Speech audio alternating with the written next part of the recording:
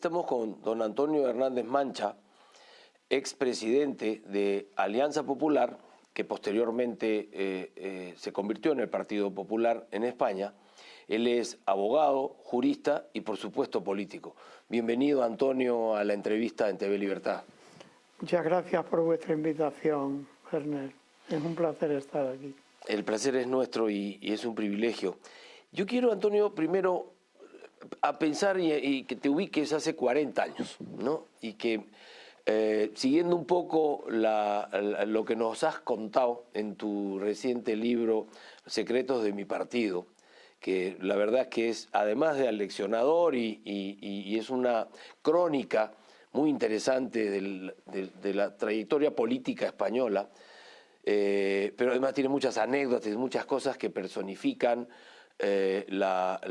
cómo es que se hacía política y cómo se hace política ahora. Entonces, la primera pregunta que te quiero hacer es, ¿qué diferencia sientes en la política que te tocó a ti hacer en esa época, la época de la transición y el inicio de la democracia en España, y lo que ves hoy?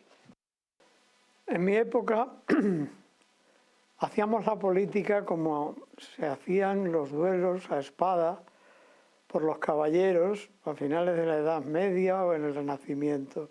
Actualmente estamos en boxeo, pero no en el boxeo de Cassius Clay, sino en el boxeo moderno en el que se utilizan los pies, las manos, se puede quizás cortar la oreja a uno, es decir, una lucha brutal, un poco ordinaria y animalesca. En nuestra época todavía había fair play.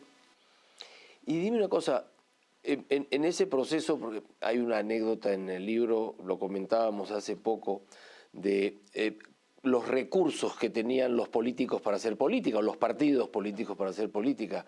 A ti te tocó enfrentar una situación compleja, no solamente desde el punto organizativo, que era, insisto, un momento importante y trascendente e inédito para España, sino que además con recursos negativos, ni siquiera cero. Bueno, por supuesto, se dan paradojas en la política que están normalmente exageradas por los medios de comunicación. Ahora añadiríamos ya como remoquete las redes sociales. Eso trae causas de cuando ya la comunicación, después de McLuhan, se convirtió en el primer poder por encima de los ejércitos, las iglesias, las políticas, los parlamentos, la comunicación, el primer poder. La fama que hace la comunicación es que el Partido Popular, Alianza Popular, somos el partido de los ricos. El Partido Socialista es el partido de los pobres, de los obreros. Es completamente falso. En el Partido Socialista ya no queda ni un obrero. Los obreros españoles son peruanos, rumanos, argelinos. Ya normalmente el español, por el mero hecho de serlo, está cobrando un subsidio de desempleo trabajando en la economía sumergida. Pues algo parecido ocurría con la financiación de los partidos. Yo era presidente del Partido de los Ricos y, sin embargo, tenía que anunciar mis propios mítines, cambiarme luego de ropa para aparentar que era el primer actor y dar el discurso, hasta que fui sorprendido en un pueblo de Córdoba por unas niñas que comían pipas de girasol a toda velocidad, y veo que le dice una a otra, dice, este es el mismo que iba anunciando con el coche el gran mitin de don Antonio Hernández Mancha, y era Hernández Mancha el anunciador y el actor principal. Qué notable. Entonces el cambio ahora, el contacto con el pueblo, digamos, con la gente, para no utilizar ese término que ahora se malversa tremendamente, era directo, o sea, era en las calles, ¿no? Para mí era obligado porque cuando yo fui presidente primero del Partido Popular de Andalucía y luego presidente nacional, tenga en cuenta que no había nada más que una televisión en manos del Partido Socialista, con dos cadenas, la primera cadena y la segunda cadena. Todavía no existía ni Telecinco ni Antena 3, es decir, el monopolio de la información televisiva lo controlaban mis rivales. Y yo tenía que ir de pueblo en pueblo como un buhonero, porque no tenía nadie que me anunciara a través de la televisión y medios tan potentes. Como un cirujano barbero moviéndose. Claro, algo parecido a la época del Quijote. Claro. Esto me lleva, ya aterrizando a la realidad española de hoy, Antonio, ¿hacia dónde está yendo España? Es decir, tú lo has dicho, la televisión, la prensa, la media hoy día te da cantidad de información, abrumadora cantidad de información, y aparentemente el corto plazo ha tomado el espacio del largo plazo. Es decir, la gente empieza a discutir y preocuparse por cuestiones coyunturales y las suele convertir en cuestiones estructurales. Y todo se vuelve confuso. Entonces, ¿cómo ves tú la realidad española de hoy, el momento español de hoy, y qué crees que puede ocurrir con la sociedad política? La gente vive muy al día, como tú bien dices. Es decir, mientras que aunque haya una deuda pública que no podemos calcular siquiera, las cifras oficiales ya son brutales. Pero yo estoy convencido que la deuda real es muy superior a lo que dice el gobierno que se debe actualmente. ¿Eso qué quiere decir? Que hay un dinero en la calle que circula y la velocidad de circulación de dinero genera una sensación placentera, no pasa nada, y es verdad que ves la lucha política polarizada, los medios de comunicación y entre los partidos, pero luego sales a la calle y ves que la gente vive felizmente, no hay enfrentamientos, no hay violencia, hay casos esporádicos de violencia, pero incluso mínima comparada con la que hay en otros países de Europa o del resto del mundo. Da la sensación de que en España vivimos una ciudad alegre y confiada donde no hay ningún problema. Todo esto viene fomentado porque el gobierno actual, con un hábil manejo de los medios de comunicación, se parece cada vez más a Franco. Pedro Sánchez cada vez se parece más a Franco. Pedro Sánchez, que intenta resucitar a Franco, lo imita al mismo tiempo. Yo recuerdo, era yo muy joven, cuando Franco está ya a punto de fallecer, cuando hay una presión internacional para que España se convirtiera en una democracia, dejara de ser una dictadura que llevaba ya casi 40 años. Entonces Franco siempre sacaba a colación un enemigo exterior, que él le llamaba el contubernio judeo-masónico. El señor presidente del gobierno se ha inventado la tecnocasta. Entonces ya la tecnocasta, que es la gran internacional reaccionaria, presiona contra él porque es el único presidente socialista que queda en Europa. Entonces se ve rodeado como se veía Franco y se defiende con análogos argumentos. Es sorprendente, pero es así. Por eso cuando luego dice somos un gobierno progresista, digo, claro, igual que Franco. Ahora se quieren inventar también para solucionar el problema de la vivienda. Lo que ya inventó Franco era una cosa que se llamaba la obra social del hogar y el Instituto Español de la Vivienda. Bueno, pues esa es la empresa pública que dice Pedro Sánchez que va a crearlo. Quiere decirse que él está imitando a Franco. Se está utilizando en contra de sus adversarios la figura de Franco, pero él lo imita, cada día se parece más. Y las pautas que ha venido siguiendo, ¿no?, alimentan esto que tú comentas, porque por supuesto ha logrado establecer poder político tremendamente importante. Tiene una influencia muy grande en el aparato jurídico, en el aparato judicial español. Pretenden ahora hacer una ley casi como para hacer que no haya manera de poder juzgar a los que están actuando en este momento en la política. Está en un proceso de concentración económica también, para tratar de lograr poder económico y controlar poder económico. Y encima tener el poder de la media, literalmente lo hacen, coincido contigo, es un Franco moderno, digamos, ¿no? Exactamente. Ahora toma posesión de Telefónica, como se la inventó, no Franco, sino su predecesor, Primo de Rivera, en la dictadura de 2023 a 2029, perdón, de 1923 a 1929.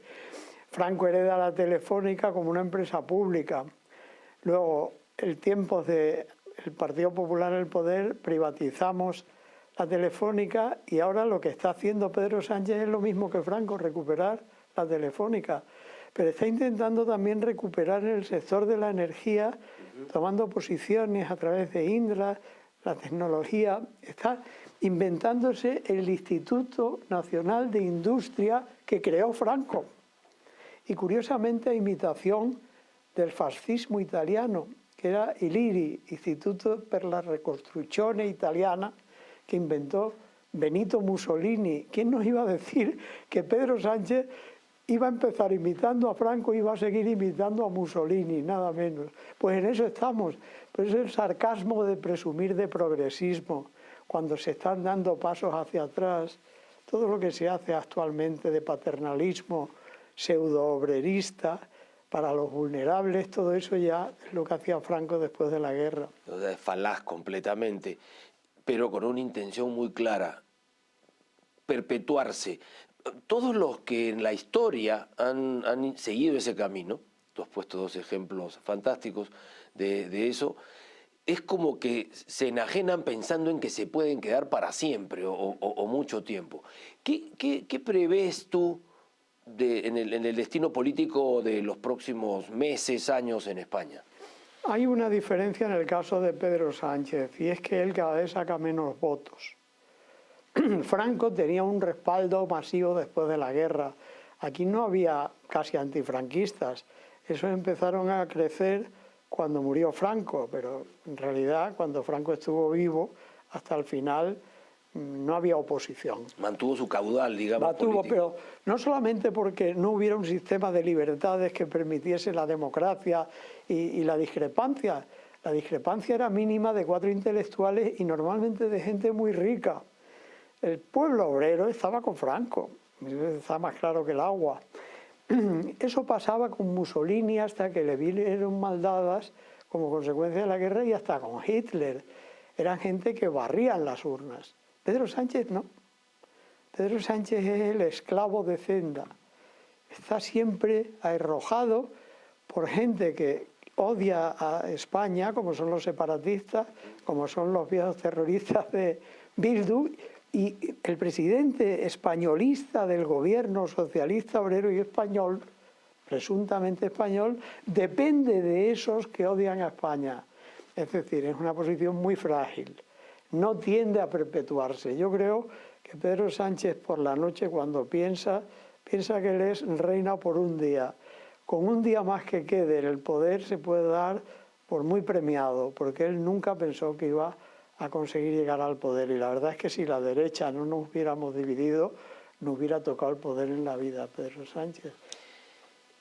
Entonces, lo que leo detrás de lo que dices es que tú ves una España estructuralmente sólida. Esto es un momento complejo, pero tú ves una perspectiva sólida. Por supuesto, el pueblo español ya no comulga con ruedas de molino. Esto ya se demostró en el paraíso político del Partido Socialista, que era Andalucía. Durante 40 años más estuvieron los socialistas gobernando en Andalucía que Franco en toda España, porque se habla de 37 años de gobierno socialista en Andalucía y es falso. Fueron 40 años, porque hubo 3 años de lo que se dio en llamar preautonomía, que estaba presidida por un señor que era del Partido Socialista, que se llamaba don Plácido Fernández Viagas. Entonces, si se analiza la historia como es, ves que los socialistas gobernaron en Andalucía durante 40 años. ¿Qué ocurrió? Que el pueblo andaluz era socialista hasta que se dio cuenta que le estaban tomando el pelo. El pueblo andaluz no tiene fama de ser de los que tiene más nivel de preparación intelectual precisamente, pero lo que no da la cabeza lo da el olfato, y es un pueblo muy inteligente. Y ha sido el primero que le volvió la espalda a los socialistas, y yo creo que se la sigue volviendo. Y eso está pasando a nivel nacional, porque en sitios donde no ganábamos nunca y ahora gana el Partido Popular, empezando por Andalucía y además por mayoría absoluta. Por eso yo veo que hay una superior solidez en el futuro de España, y que todo depende de cómo vaya Europa, porque en realidad España ya es una anécdota y no de las más importantes en todo el contexto continental, ¿no? Depende de Europa el que a España le vaya bien o mal, no al revés. Ahí quiero irme ahora, a Europa. nosotros hemos conversado, nos conocemos hace muchos años, Antonio, y desde siempre tú me has hablado mucho de Europa y del futuro que debiera tener, o la realidad que debiera tener hoy y que no tiene. ¿Cómo ves la Unión Europea? ¿Cómo tiene que ver con el Brexit que hubo hace unos años, la salida del Reino Unido, etcétera? ¿Cómo la ves? ¿Hacia dónde la ves ir? Hay otro tópico actualmente que se dice que los problemas de Europa es que faltan líderes. Bueno, yo creo que eso es una manera de eludir el análisis de la realidad tal y como es. Recuerdo que había un libro de una señora inglesa muy inteligente que se llama Macmillan, que hablaba de la guerra mundial y decía que fue culpa de que no había líderes. Y bueno, pues si no había líderes con Hitler, con Stalin, con Churchill, con Roosevelt, digo, a lo mejor hay veces que tener demasiados líderes es más peligroso que no tener ninguno. Europa no es un problema de falta de líderes, es falta de que exista como tal Europa, como unidad política. Europa perdió una ocasión de oro en el año 2005 cuando toda la clase política europea, es decir, los intelectuales, los políticos, los que conocían el paño, por decirlo de una manera vulgar, estaban convencidos de que era imprescindible hacer los Estados Unidos de Europa y se sometió a referéndum la Constitución que salió de la Convención de Laeken y, por desgracia, en Francia y en Holanda el pueblo que no entendía el fondo de lo que se estaba planteando votaron que no. A partir de entonces seguimos siendo un país fragmentado, es decir, no hay una unidad estatal europea, sino que hay pequeños países. Cada vez se ve más nuestra pequeñez porque ahora ya resulta pequeño hasta Alemania, comparada su economía con la de los gigantes del este, con Estados Unidos, y vamos ampliando el número de miembros de Europa sin conseguir establecer una unidad política con un poder ejecutivo fuerte, de tal modo que dice, es que Europa tiene que gastarse más dinero en armas. Yo digo, ¿para qué? Las armas son para dotar a un ejército. Un ejército tiene que funcionar con un principio de unidad de mando. El principio de unidad de mando, si creásemos un ejército europeo cumpliendo el gasto del 5% del presupuesto de cada Estado miembro, como dice Donald Trump, podríamos tener un fabuloso ejército, pero ¿quién lo manda? Porque el peligro sería decir que el ejército tiene un mando único y la política tiene 27 mandos, porque entonces estaríamos en una dictadura militar. Eso sería absurdo. Claro. Es necesario para tener un ejército europeo que haya un Estado europeo con una persona al frente que sea un presidente civil que le dé órdenes al jefe del Estado Mayor que ordena al ejército de Europa. No ejércitos de indios y de americanitos en España, en Portugal, donde cada uno tiene un tipo de aviones, un tipo de carro de combate, que es lo que tenemos ahora, que es inerme. Entonces, desde ese punto de vista yo veo que la imprescindible unidad europea puede intentar conseguirse ahora por la falta de líderes. Justo lo contrario. Justo al revés. ¿Por qué? Porque ahora emergen otros países como España, como Portugal, como Italia, por supuesto, la misma Grecia, después de haber pasado el sarampión de Varoufakis, de Tsipras y de todos estos demagogos que eran tan progresistas igual que Pedro Sánchez, así es como les luce el pelo luego. Pues ahora al recuperar el centro derecha al poder con Mitsotakis, con Meloni, con Montesinos, cuando lo recuperemos nosotros con Feijóo, habrá la posibilidad de decir, señores, y no merece ya la pena dejarse de bromas, constituir los Estados Unidos de Europa, elegir un presidente europeo que puede llamarse Draghi o puede llamarse como sea, me da igual, a mí ya no me importa, prefiero casi que me gobierne un extranjero a que me gobierne un español como el que estamos padeciendo.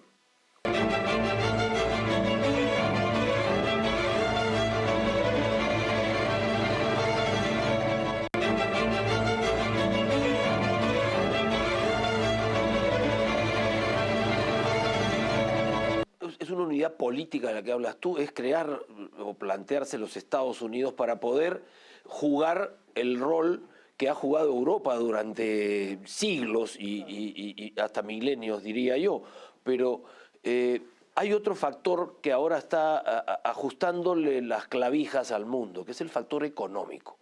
O sea, Europa está atravesando, Alemania, que digamos siempre se ha sido conocido como el motor, si se quiere, de Europa, que es relativo, porque España es motor, Italia es motor, Francia también lo es, pero hay una situación económica compleja.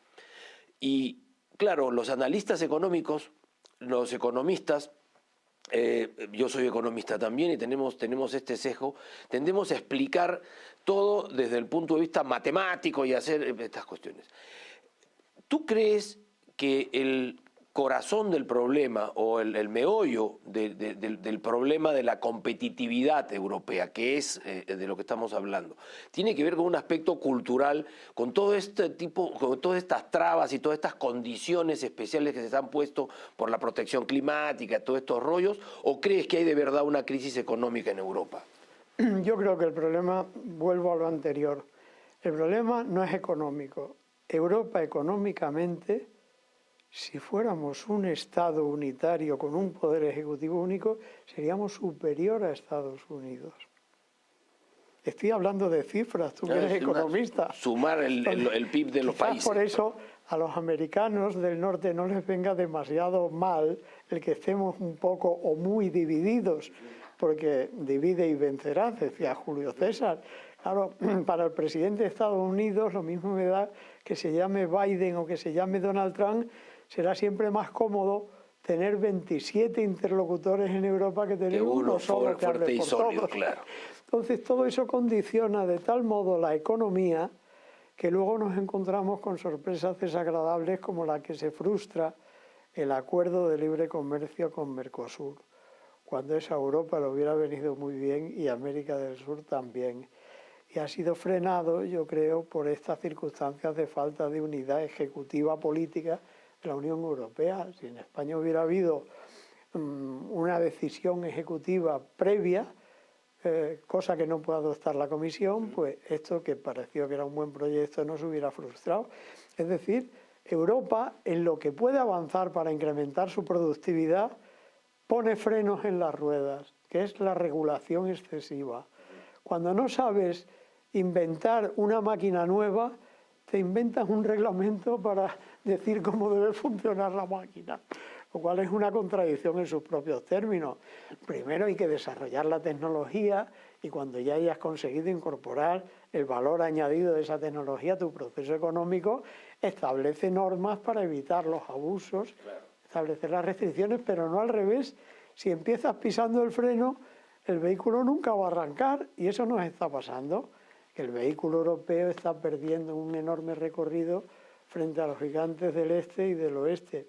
Y perdona que haga una introducción de algo que hasta ahora no hemos hablado. A mí China no me preocupa nada, me preocupa más la India. Pero en fin, de ese tema, si quieres, hablamos en otro momento.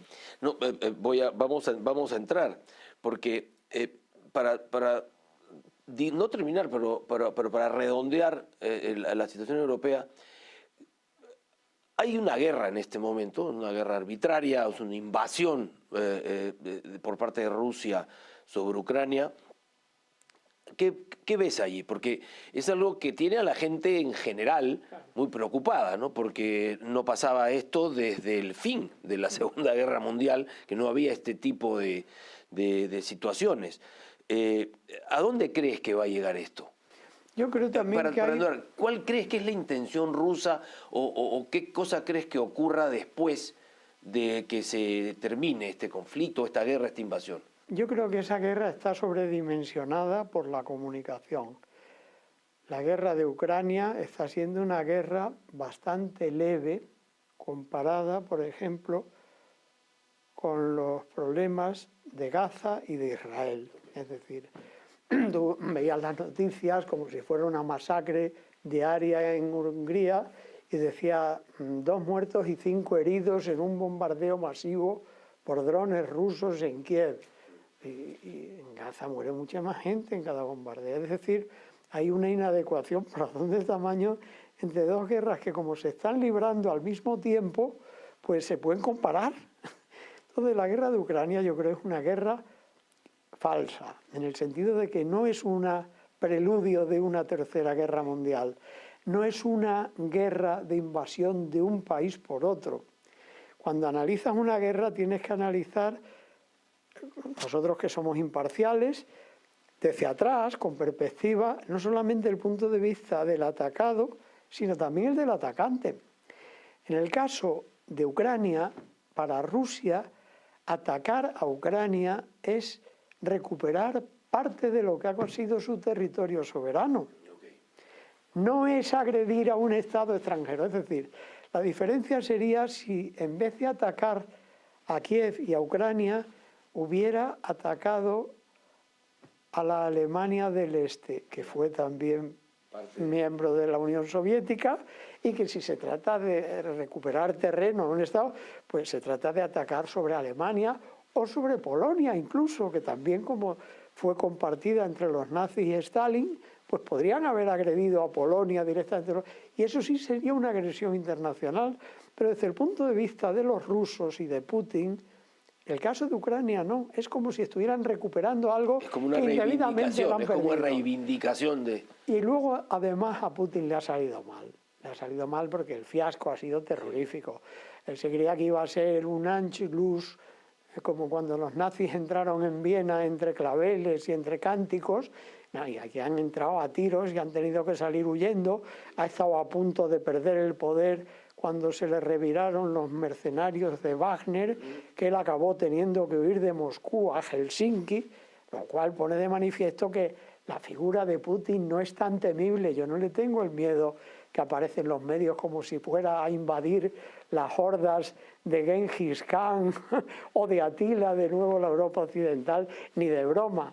Yo creo que Putin está muy arrepentido incluso, por eso está deseando que haya alguien que venga a terciar la paz, y estoy convencido que Donald Trump lo va a conseguir. Claro, además han pasado cosas extrañas, ¿no? O sea, soldados norcoreanos en territorio ruso, defendiendo territorio ruso, desvela, digamos, lo tigre de papel hasta cierto punto que... Hay que conocer la significa... historia militar de Rusia desde tiempos, por lo menos del siglo XVIII, de Pedro I y de Catalina la Grande. Los ejércitos soviéticos han sido carne de cañón, es decir, han tenido siempre la aristocracia de la nobleza contigua al entorno de los zares al frente. Normalmente los grandes mariscales eran parientes del zar de turno, y luego tenían la enorme tropa que eran millones de personas y no reparaban en la vida de los soldados, es decir, las diferencias de fallecidos en la Guerra Mundial Segunda entre alemanes y rusos, aunque ganaron los rusos, pero murieron 10 veces más soldados rusos que alemanes, es decir, eso no es solamente porque los alemanes fueran muy eficaces en sus disparos, sería también porque los mariscales rusos ponían muy en riesgo la vida de sus soldados. Eso ha sido una constante en la historia. Ahora, al convertirse Rusia al capitalismo, ya la gente tiene más que perder y por tanto más que conservar. Entonces ya el soldado, el joven, no va a la guerra como iba en levas masivas en tiempos del zar o en tiempos de Stalin o en tiempos de Trotsky, para ser más exacto, que es el fundador del Ejército Rojo, como sabemos. Entonces tienen que acudir primero a los mercenarios de Wagner. Cuando le temen a los mercenarios de Wagner, que puede pasar como le pasó a los emperadores romanos, cuando la guardia de corps a veces era la que cambiaba de emperadores, pues tienen que acudir a lo más lejano, en este caso los pobres coreanos. Eso es el reconocimiento palmario de que el pueblo ruso no quiere más guerra, sino sería levas voluntarias como eran en la Primera Guerra Mundial, en la Segunda. Ya en la Segunda empezó a resentirse la leva voluntaria, eran todas forzosas y muy violentas, pero esto es un ejemplo más de la debilidad de Rusia. Por eso yo a Rusia no le temo, al revés. Creo que tiene que llegar un momento, cuando se haga la paz de Ucrania, que haya una conferencia de paz entre Rusia y el resto de Europa si somos capaces de tener un interlocutor único.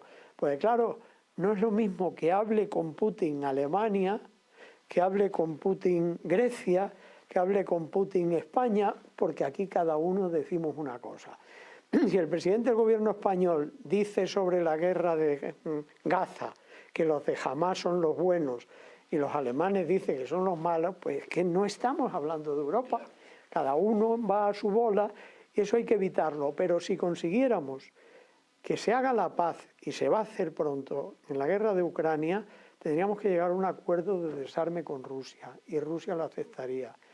Yo creo que a medio plazo hay que plantearse que Rusia debe colaborar con Europa en términos de paz. Ellos dependen de nosotros y nosotros dependemos de ellos, porque todo lo que necesitamos en plan energético, en tierras raras, en metales, etcétera, etcétera, lo tienen los rusos y nosotros tenemos la tecnología, la capacidad de organización, la organización y métodos que dicen los americanos que a ellos les falta. Entonces, en esa simbiosis, yo algún día me gustaría ver que Europa llega desde Lisboa hasta el Cáucaso. No digo a Siberia, porque eso ya se encargarán los chinos de controlarlo. Ese punto, a eso me lleva a otro punto interesantísimo, Antonio.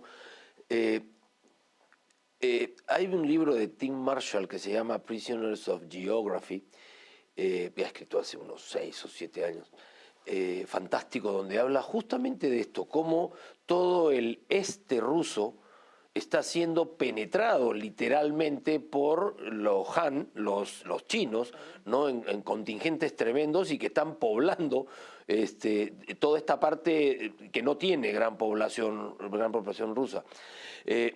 ¿Cómo ves esa zona del mundo, moviéndonos hacia el este? Conozco la existencia de ese libro, pero no he conseguido leerlo todavía.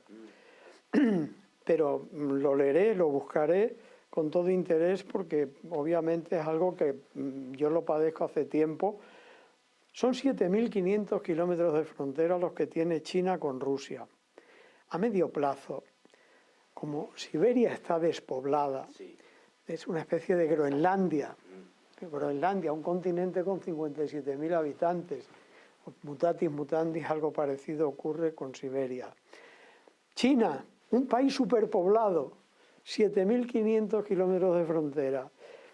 Y toda la avidez que tiene el desarrollo económico chino, de materiales, de bienes, de todo tipo, está minería, petróleo, gas, etcétera, en Siberia. A medio plazo, la cuenta que le trae China, su Lebensraum, diríamos, sería por la zona de Siberia. Lo que pasa es que el pueblo chino históricamente no ha sido un pueblo agresivo, al revés, ha sabido asimilar más bien los que lo invadían, intelectual o culturalmente, como el budismo, que vino de la India, y lo absorbieron poco a poco dándole la impronta china, y también del norte, lo que vinieron de Manchuria, los mongoles, lo fueron incorporando a la cultura china. La Gran Muralla no es una obra de ataque, es una obra defensiva. De defensa, correcto. Pone de manifiesto que desde hace 4.000 años a China no se la puede considerar un país agresor, sino agredido. Por eso es por lo que yo creo que llegará alguna buena entente con su vecino ruso, porque si no, su capacidad de expandirse por allí es tremenda y será natural incluso. Y a lo mejor hasta a Rusia le interesa compartir soluciones con China en esa zona de tan difícil control, porque llega hasta Vladivostok, sí, claro. Y obviamente Port Arthur ya se demostró en la guerra ruso-japonesa que Moscú no es capaz de defenderse tan lejos, cuando los japoneses invadieron y se cargaron toda la flota del zar, ¿no? Que es donde empieza la Revolución Rusa, por cierto, en 1905. Pues yo creo que esa es la verdadera situación actual, que mantiene también unos equilibrios. Por el sur, lo que decíamos antes de la recuperación de la India, que además, como hablan inglés mucha más gente que en China, tienen una ventaja posicional, sus relaciones de intercambios económicos con Occidente, son unos matemáticos geniales. Se ve que no en vano el llamado número arábigo es de patente hindú, que aquí a España y a Europa lo trajeron los árabes, que es por lo que decimos que son números árabes, pero son números indios. Y los indios siguen siendo unos genios de la matemática, pese a las diferencias de castas y de clases que hay. Luego eso les da una ventaja enorme. Yo creo que eso equilibra al mundo. En vez de hacernos pensar en nuevas guerras, es más fácil establecer la multilateralidad, pero en términos equilibrados. Hasta ahora domina Estados Unidos, pero hay que contar con esta gente. Antes de pasarnos a Estados Unidos, tú has mencionado a la India y hay algo que la prensa, la media, tira al éter todo el tiempo, que son los famosos BRICS. Y los plantean como algo que, en mi opinión, y quiero conocer la tuya, no existe, porque no son una alianza económica, no son una integridad, no son ni siquiera un frente político, más allá de que pretendan utilizar eso como medida de presión, si se quiere, a los otros frentes, ¿no? A Estados Unidos, Europa, al mundo occidental. La India es particular, porque es, claro, Asia, propiamente dicha, pero digamos es occidental desde el punto de vista de su cosmogonía, de su visión, o sea, se parece mucho más a nosotros los occidentales que a los chinos, que son sus vecinos. Entonces, además de eso, es una democracia, dicho sea de paso, más antigua que, por ejemplo, la española, desde el 52, me parece, o 53, consolida una democracia sólida, en evolución, pero sólida. 500 millones de clase media, de ciudadanos de clase media han generado en los últimos 20, 25 años.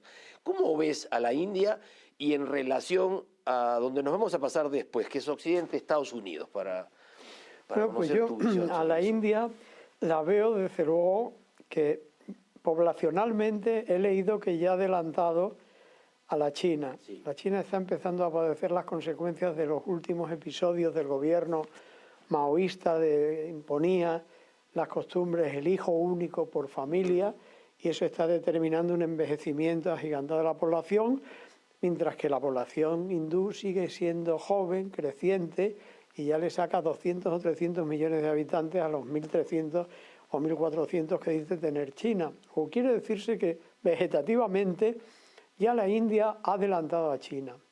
Pero es que además tiene la ventaja de que por su pasado colonial inglés tiene, como tú muy bien dices, una cultura mucho más asimilable a Occidente.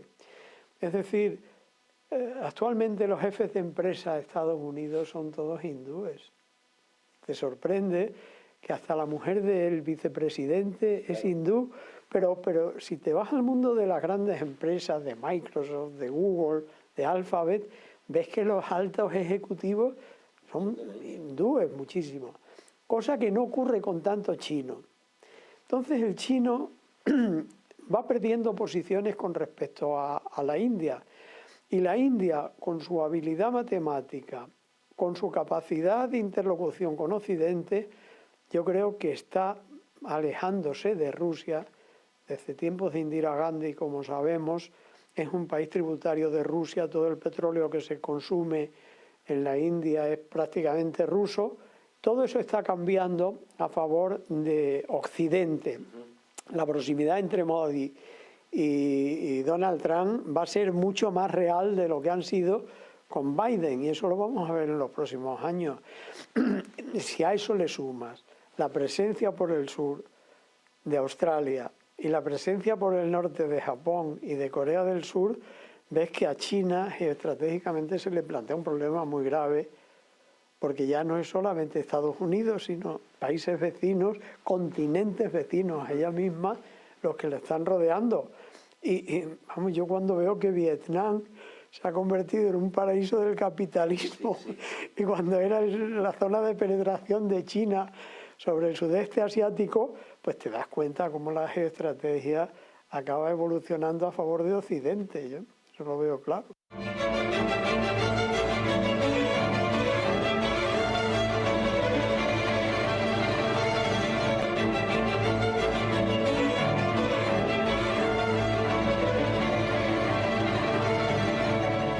Antonio, en tu carrera política, en la época en la que liderabas la derecha española, siguiendo otra vez en Secretos de mi Partido, anécdotas y tuyas, bueno, está la anécdota con Margaret Thatcher que me pareció tremenda, pero que fue determinante, porque tú tomaste o llevaste al partido a tomar una decisión de moverte de eje político.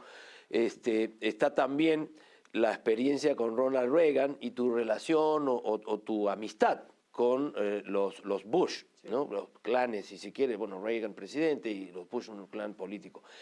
¿Cómo ves a Estados Unidos? Este Estados Unidos de Donald Trump, este Estados Unidos post-Biden y post-Obama, ¿tú crees que es un momento? ¿Crees que es un cambio de tendencia estructural? ¿Cómo ves a este Estados Unidos de Trump y en relación al mundo, por supuesto? Yo creo que el cambio que está produciendo la victoria de Trump no tiene precedentes que yo conozca en la historia de Estados Unidos.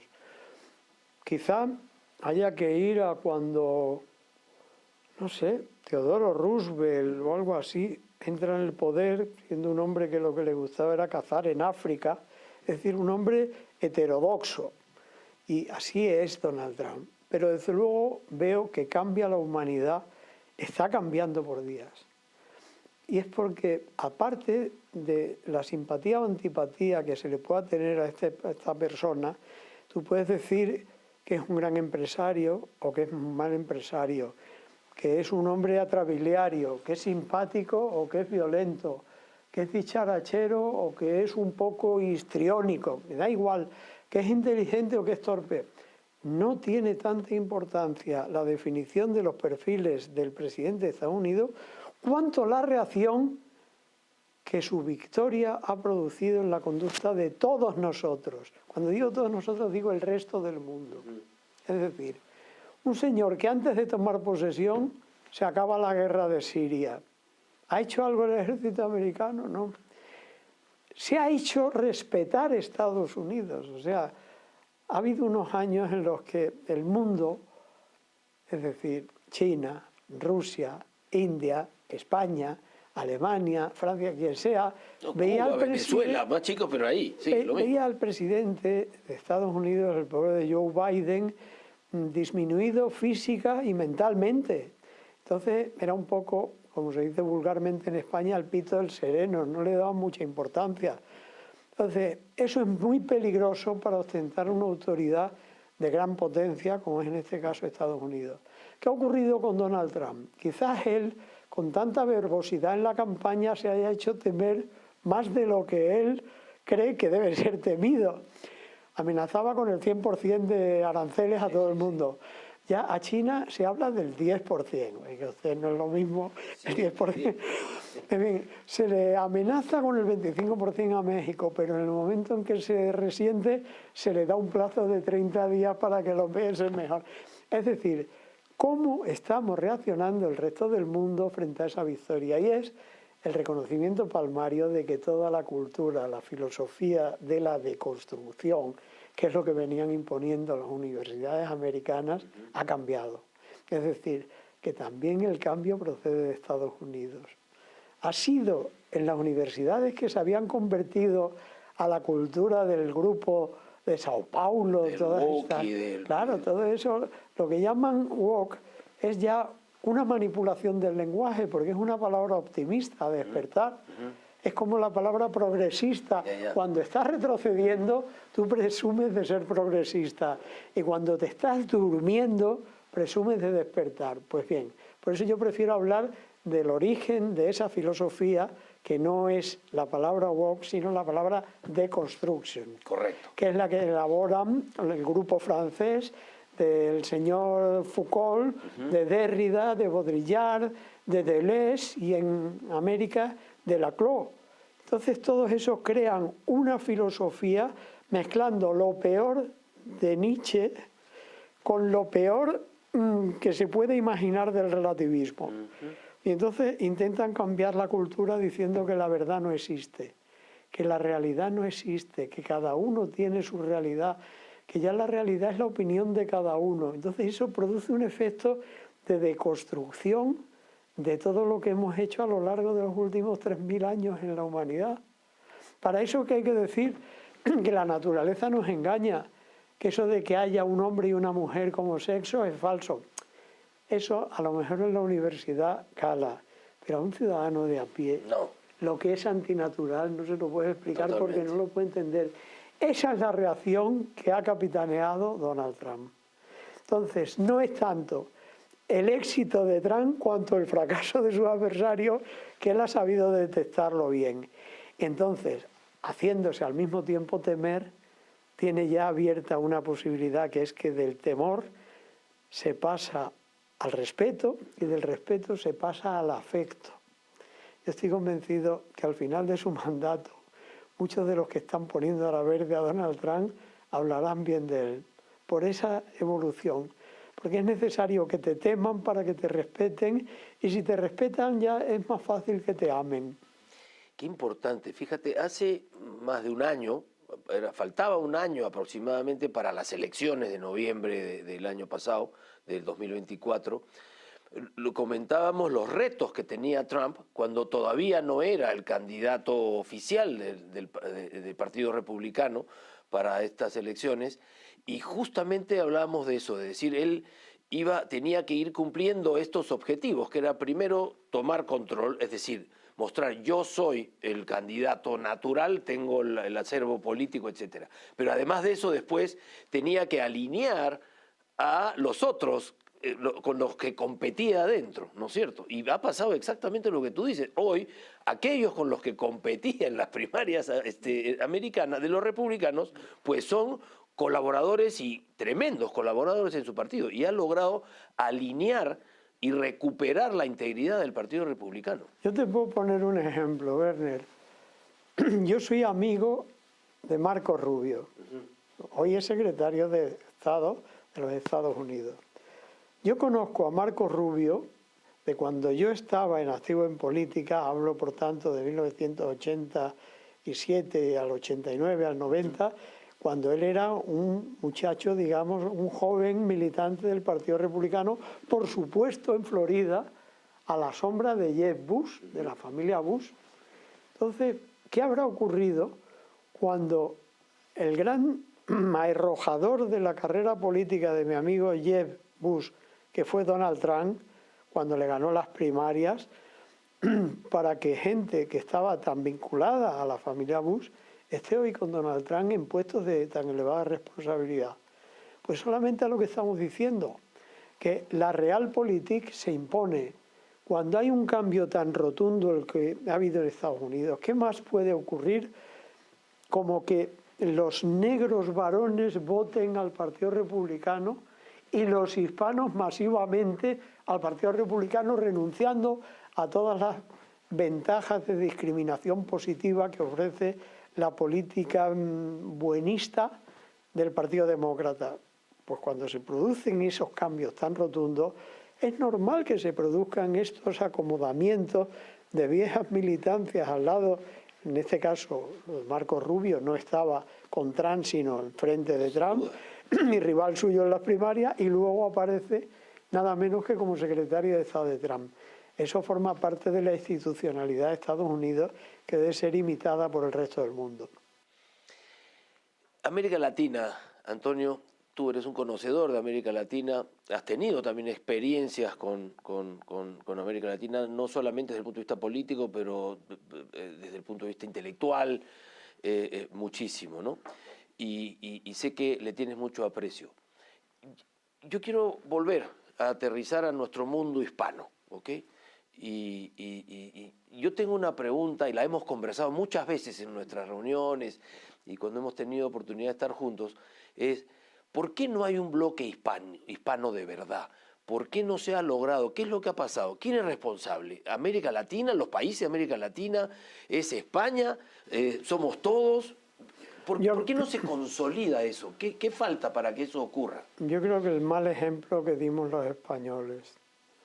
O sea, hay dos cosas que los españoles hemos transmitido como tóxicos a nuestros hermanos hispanoamericanos. Uno es la insuficiencia del poder civil frente al poder militar, que es lo que haya determinado que en todos los países hispanoamericanos haya habido siempre un movimiento de tensión en que los espadones, los militares, eran los que hacían pronunciamientos, golpes de Estado, incluso guerras civiles. en Colombia varias y en Venezuela constantemente, como sabemos a lo largo de los años, entre Bolivia y Perú, es decir, hemos generado un mal ejemplo del poder militar frente al poder civil. Y en segundo lugar, también hemos generado esa desunión particularista por territorios. Nosotros todavía seguimos teniendo, aunque en España es una broma, el problema de la falsa independencia de Cataluña y del País Vasco, que es toda una farsa, parece Totalmente. Que es un gigante, un tigre temible, y no existe ningún problema ni ninguna amenaza de que puedan llegar a ser independientes. Es que no los reconozca el resto del mundo, es que no quieren ellos, en el fondo. O sea, prefieren seguir viviendo de la extorsión a un presidente en Madrid débil, al que le chupan la sangre, por así decirlo, cada día, antes que ser independiente y tener que dar explicaciones en Bruselas o en Estrasburgo.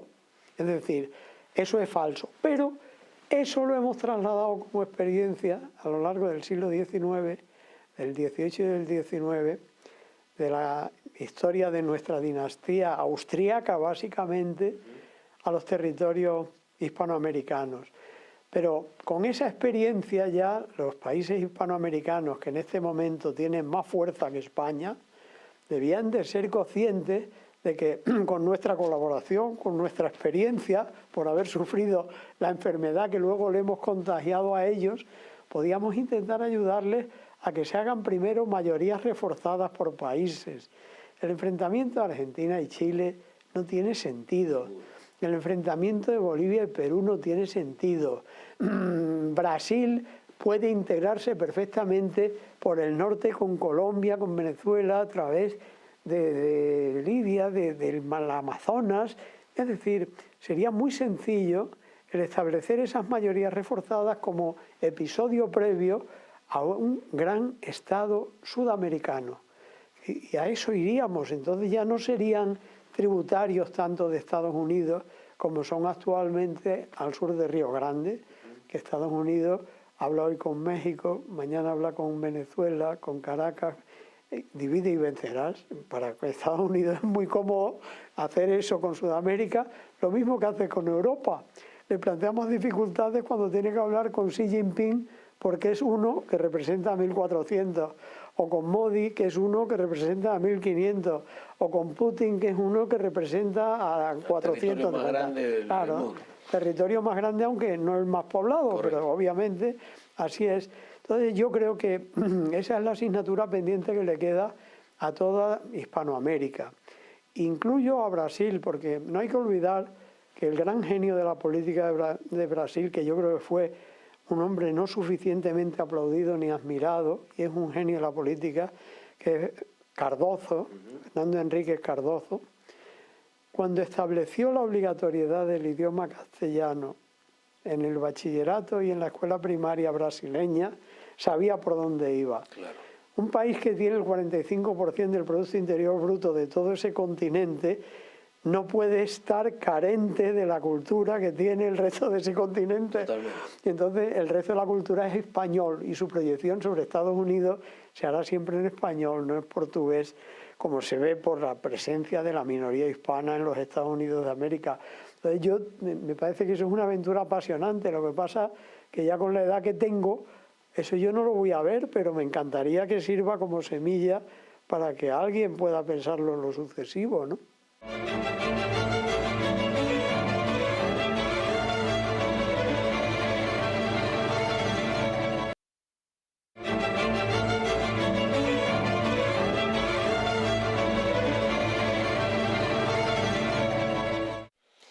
Antonio, para terminar, volviendo a donde comenzamos esta entrevista, esta conversación, cuéntanos de la motivación de tu libro.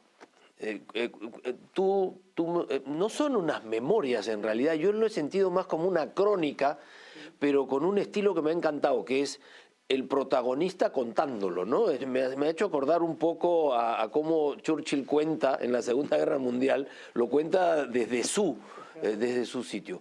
Cuéntanos cómo lo pensaste, qué te motivó. El modus de exposición del libro no te puedo decir porque eso es intuitivo. Yo no he pensado cómo lo iba a elaborar. Solamente he tomado un pequeño referente y era para intentar hacer un libro ameno, no fuera demasiado largo primero y en segundo lugar que fuera ágil.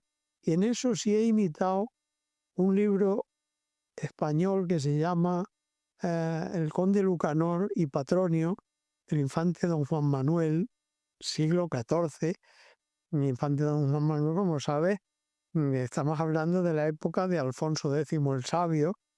Entonces el infante don Juan Manuel escribe esos diálogos entre un rey y su asesor personal y saca de los diálogos una moraleja siempre, que es lo que yo intento extraer de esas anécdotas que cuento.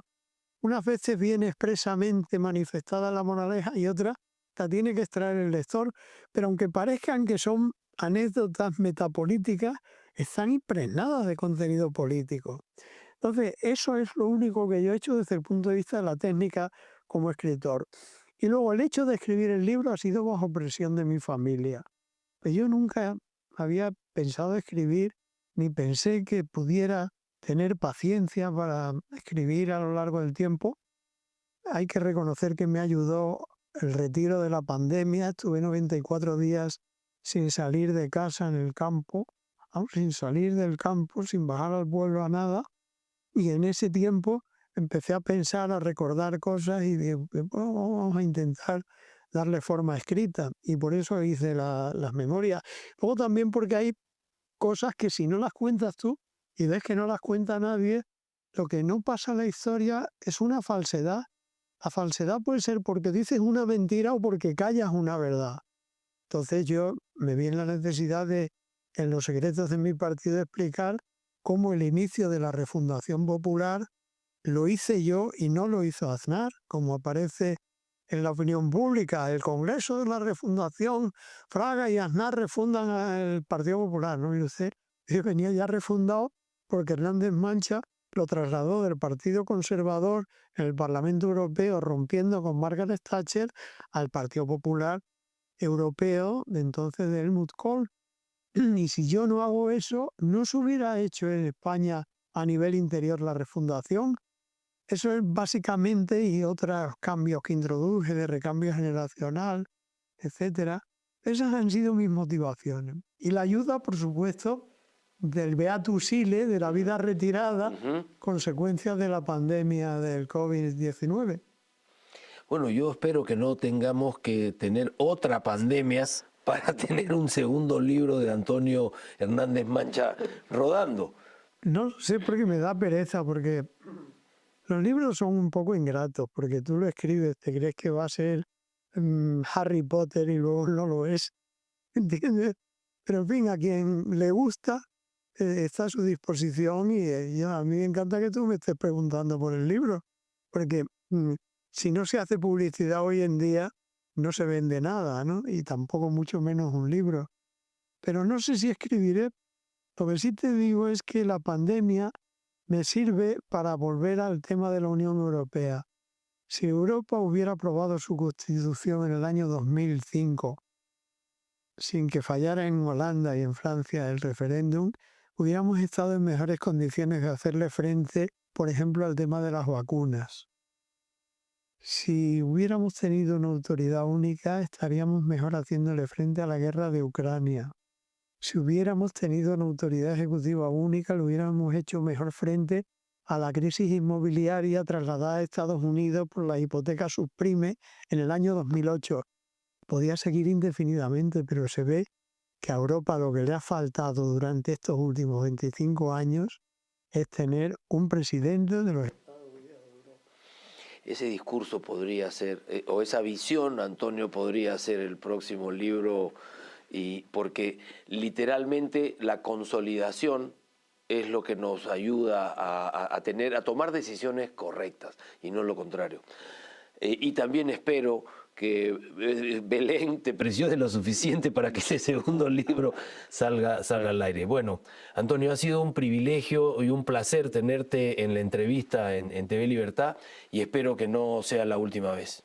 Yo estoy a tu disposición Encantado, porque no te creas que tengo demasiadas ocasiones de hablar con cierta altura, con personas de la altura que tú tienes y en una plataforma de la importancia de la que tú manejas. Así que muchas gracias. Muchísimas gracias a ti, Antonio. Estuvimos con don Antonio Hernández Mancha, figura relevante en la época de la transición en España y en la vida política posterior de España hasta el día de hoy. Abogado, jurista, profesor universitario y político, aunque digan retirado, los políticos no se terminan de retirar nunca, lo hemos visto a lo largo de esta conversación. Muchas gracias.